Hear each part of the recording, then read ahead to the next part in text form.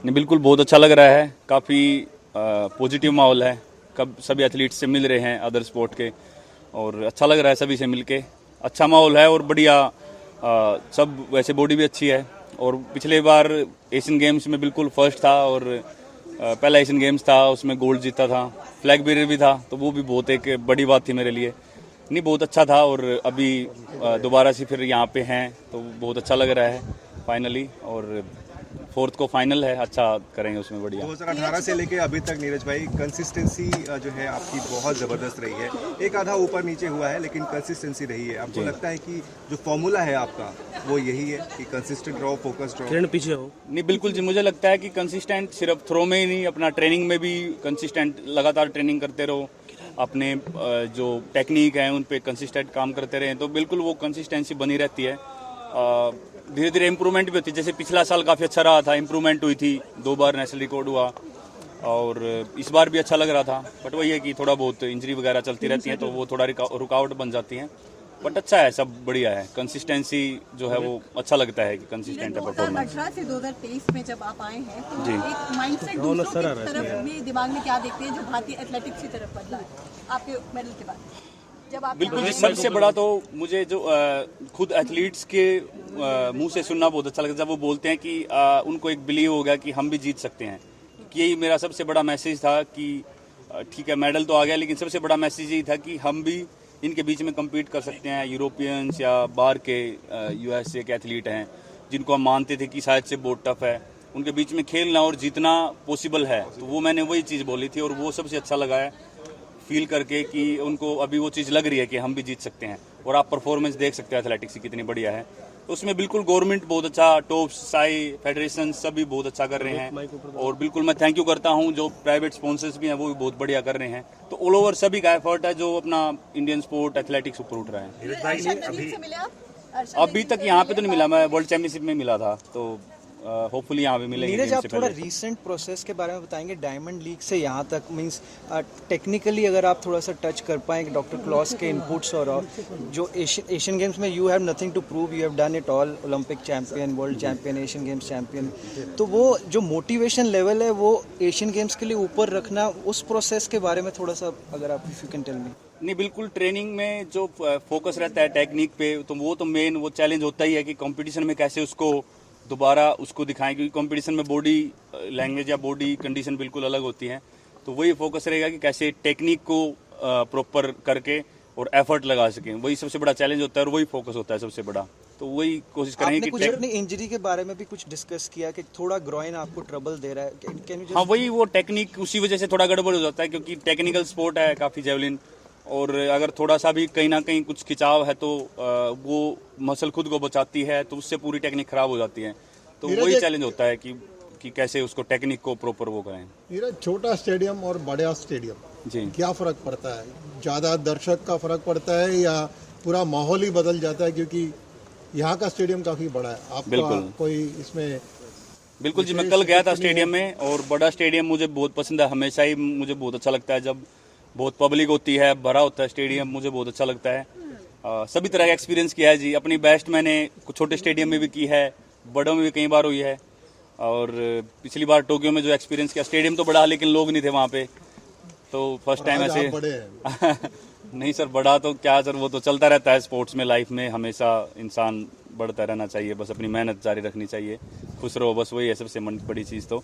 और world championship में काफ़ी अच्छा एक्सपीरियंस रहा इस बार। स्टेडियम भरा हुआ था, फुल था, और अच्छा लगा, और यहाँ पे भी काफ़ी अच्छा लगेगा। नीरज भाई, एक सवाल और मैं आपसे पूछना चाह रहा था। हमेशा आप ये बोलते हैं कि स्पोर्ट में टीम बॉन्ड वाला होता है। हम किसी एक कंट्री के अगेंस्ट हम नहीं खेल रहे होते हैं, अलग अलग देशों के खिलाफ खेल रहे होते हैं, साथ में खेल रहे होते हैं।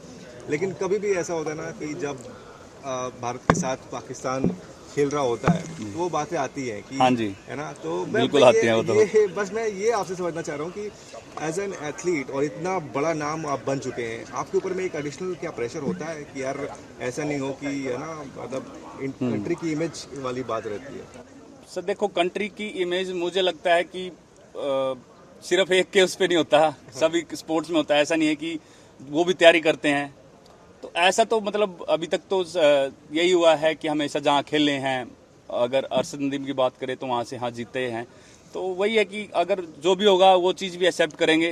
तो अपनी तरफ से तो वही मेन फोकस रहता है कि जब खेल रहे हैं तो फोकस वही रखें कि अपना बेस्ट कैसे कर सकें। उसमें ये माइंड में नहीं होता कि कौन साथ में खेल रहा है। तो खुद से ही एथलेटिक्स की सबसे बड़ी बात ये खुद से कंपटीशन होता है, हमको खुद का बेस्ट करने के लिए खुद को पुश करना है।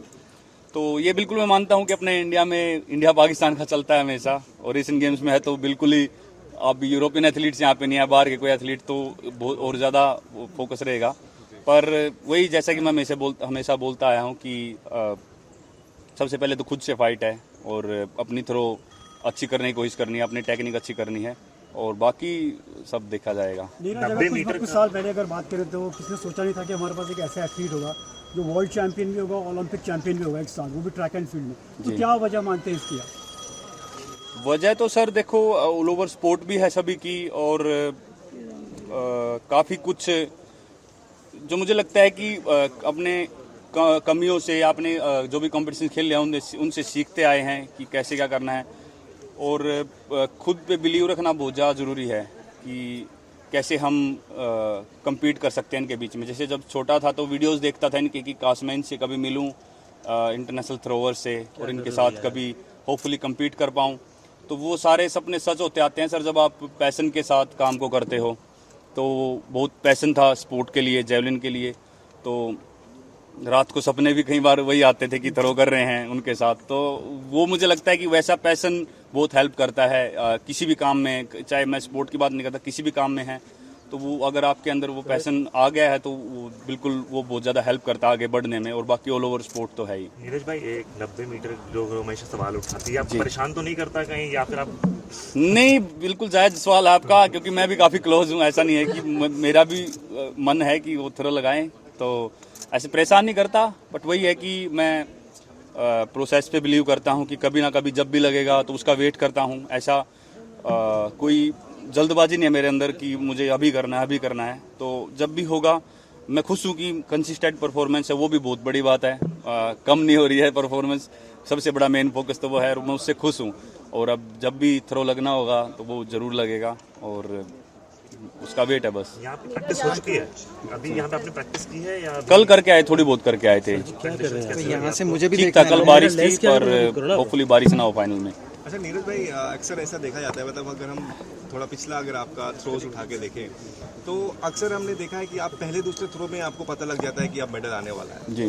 सो ऐसा क्या है कि मतलब आप ये पहले से सोच के आते हो कि यार पहले 2 ऐसे थ्रो कर दो कि उसके बाद ना हमारा टारगेट जो है वो अचीव हो जाए, ऐसा कुछ है क्या है ये? सर सबसे पहला मेन फोकस तो रहता है कि फर्स्ट थ्रो में अच्छा कर दो तो खुद का कॉन्फिडेंस भी बढ़ता है, और 5 थ्रो हमारे पास होते हैं और दूसरे थ्रोअर्स पे भी थोड़ा सा वो बनता है कि हाँ एक अच्छा थ्रो निकल चुका है। तो वही होता है। बट ऐसा नहीं है सर, काफ़ी कंपटीशन में ऐसे, जैसे पिछले वर्ल्ड चैम्पियनशिप में मेरा थ्रो निकल नहीं रहा था स्टार्टिंग में, और अभी इस वर्ल्ड चैम्पियनशिप में पहला थ्रो फाउल हो गया था। तो कई बार चैलेंज होता है। तो वही है कि मैं तो हमेशा ही बोलता हूँ कि लास्ट थ्रो तक भी अपने आप को मोटिवेट रखो कि लास्ट थ्रो तक भी कुछ भी हो सकता है, क्योंकि कई बार रिजल्ट लास्ट थ्रो में बदल जाते हैं। तो वो प्रिपेयर रखना चाहिए किसी भी कंडीशन के लिए खुद को। लास्ट क्वेश्चन, नीरज, आपका जो है आप कॉन्स्टेंटली जैसे आपने बताया रिदम और इस चीज़ में आपका मेन मतलब ट्रेनिंग के लिए भी एक फॉलो करते हैं। आपका ट्रेनिंग स्केड्यूल भी एक मतलब जैसे साउथ अफ्रीका है, यूएस है, इसका भी आपका एक सीक्वेंस है।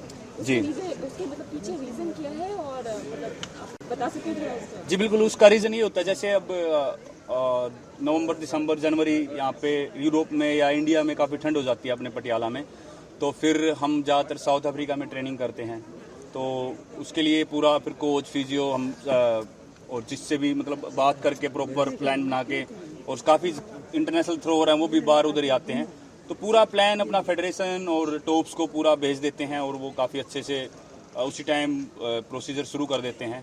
तो वो काफ़ी बढ़िया है। और उसके बाद जब कंपटीशन पीरियड होता है, कंपटीशन से पहले हम यूरोप में ज़्यादातर रहते हैं क्योंकि वहीं पे ट्रैवल वगैरह ज़्यादा होता है। तो यूरोप में रह के ज़्यादा वो ट्रैवल बच जाता है और थकावट वगैरह इतनी नहीं होती, तो वो काफ़ी हेल्प करती हैं ये चीज़ें। तो ये एक्सपोजर जो है आपको बाद में कंपटीशन के टाइम में भी हेल्प करते हैं, नहीं चाहते थे अगर वहाँ हुआ तो? हाँ जी बिल्कुल, क्योंकि अब पहले जैसे क्या था कि अगर मैं बात करूँ 2017 की, 16-18 मतलब काफ़ी हद तक मैं इंडिया में पटियाला में ट्रेनिंग करता था, तो काफ़ी चैलेंजिंग था कि कम्पीट करना इतनी दूर ट्रैवल करके, और 1-2 दिन पहले ही मैं ट्रैवल करता था, तो रिकवरी इतनी अच्छे से हो नहीं पाती थी। क्योंकि लंबी फ्लाइट होती थी और फिर जाके टाइम काफ़ी चेंज होता था, तो वो थोड़ा चैलेंज रहता था। तो अभी काफ़ी हद तक वो चीज़ें सुलझ गई हैं।